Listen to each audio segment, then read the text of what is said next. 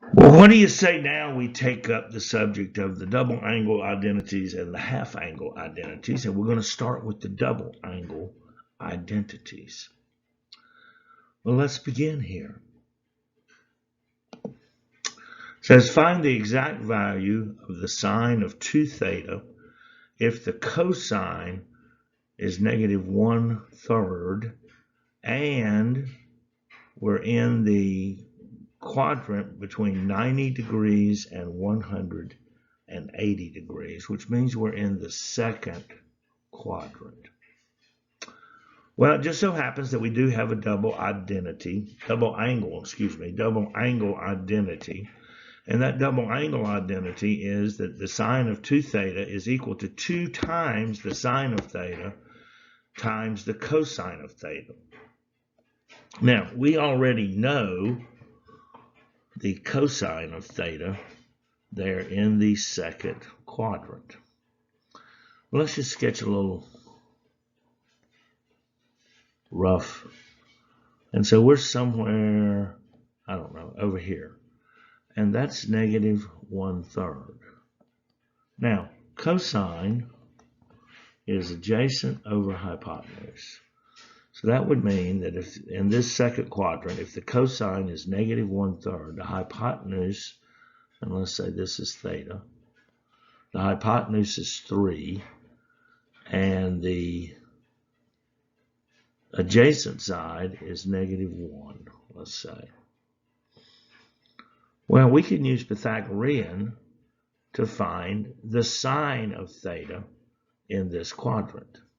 So why don't we do that? So we would then have negative 1 squared plus, I'm going to call it b. This is going to be the opposite side. Let's say this is b. If I can write. Apparently I can't.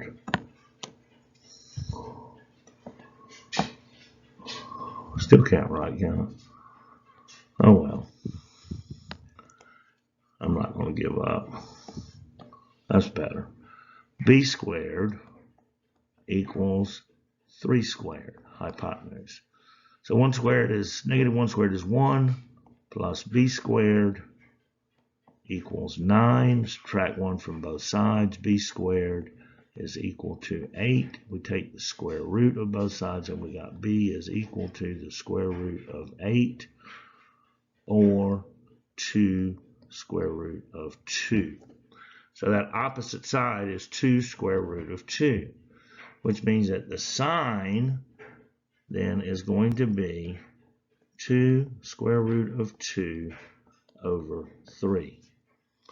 And now we're ready to find the sine of 2 theta. So we can say then that the sine of 2 theta is equal to 2 times 2 square root of 2 over 3 times negative 1/3, which is what we were given as the cosine of theta. Well, let's just do a little multiplication then.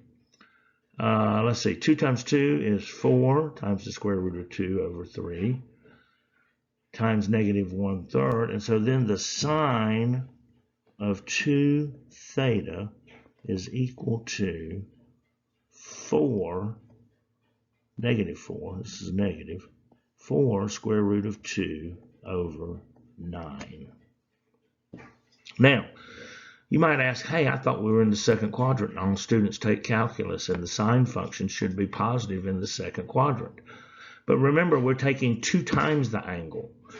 Now, just to prove it to myself, I went on my calculator and I calculated what is the degree when the sine is 2 square root of 2 divided by 3. And I put myself in degree mode, and I used the inverse sine function, 2 square root of 2 divided by 3. And that came to about 70.53 degrees, rounding it to 2 decimal places.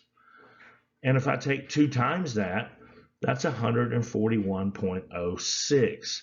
Well, 141.06 degrees, guess where it's going to be? It's going to be down here somewhere in the third quadrant.